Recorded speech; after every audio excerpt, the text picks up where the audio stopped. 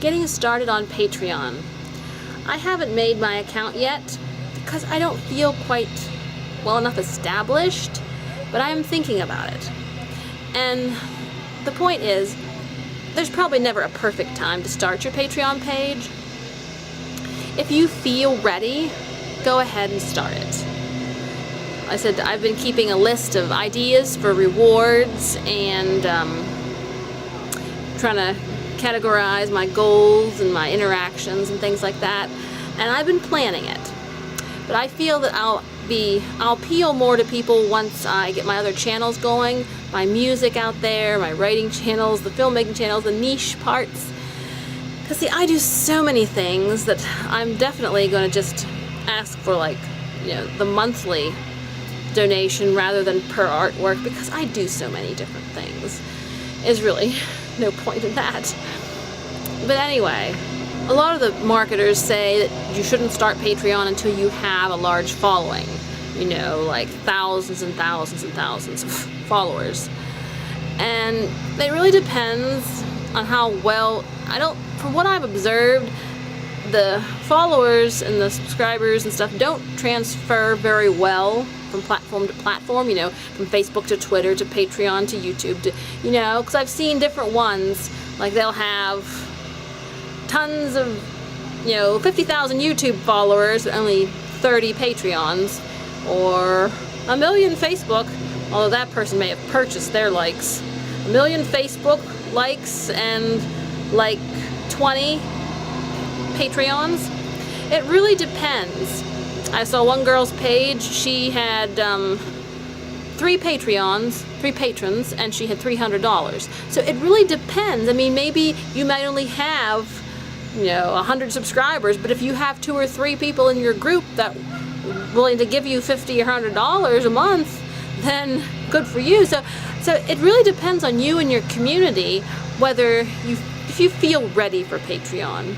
Patreon, they don't really give any rules. They don't say you can't start a Patreon page if you like have 0 subscribers, but just bear in mind that it's not that easy to get the patrons, and you'll have to work at it. Like I said, I follow some people, and they have, like, you know, 10,000 subscribers or 50,000 subscribers on YouTube, but they'll have like 50 or 60 patrons on Patreon. So you can sort of judge from that it's kind of hard to get patrons. And like I said, you know, the donation ranges will be between $1 and $3 mostly, or $1 and $5. So gear your rewards down lower to the lower end. And really, it's more sustainable to get smaller donations, because I've seen, like, some people, they had like $600, and then like a month later I'd be like, wait, why do they have 400 now? I knew they had 600.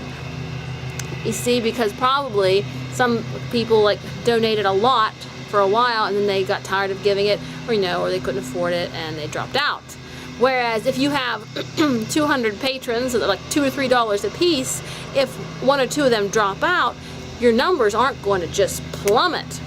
So building your empire on donations of like $1 to $5, $1, $3, or $5 is a lot safer than building it on $100 a person, you know.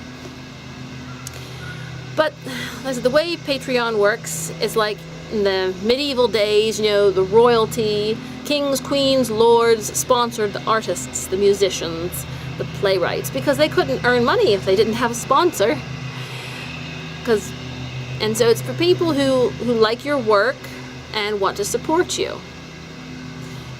So I think Patreon is a good thing, because it really gives an opportunity to artists and bloggers, whatever, to really earn some money and help keep them going in their business.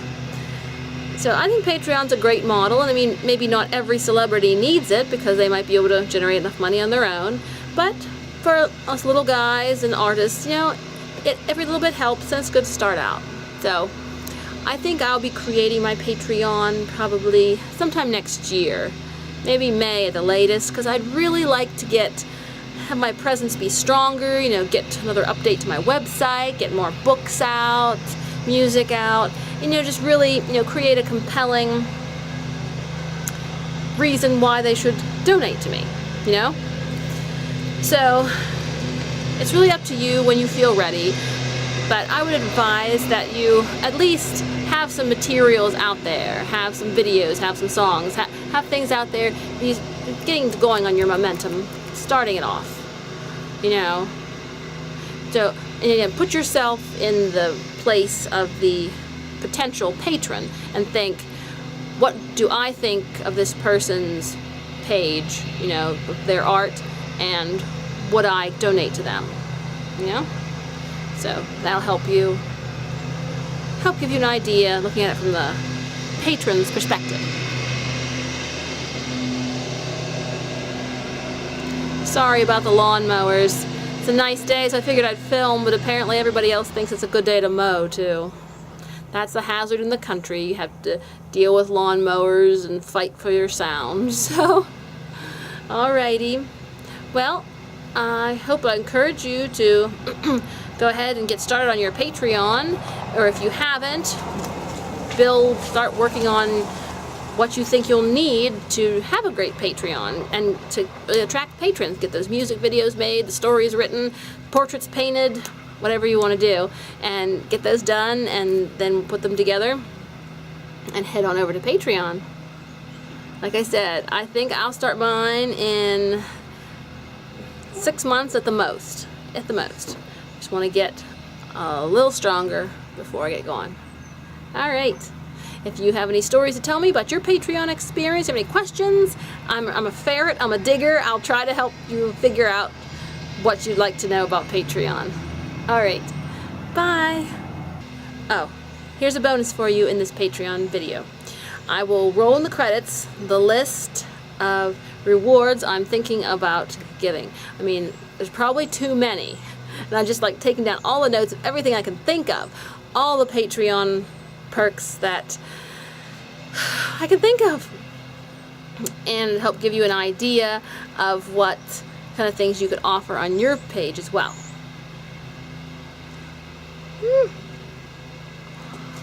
A huge ant just crawled up my tripod.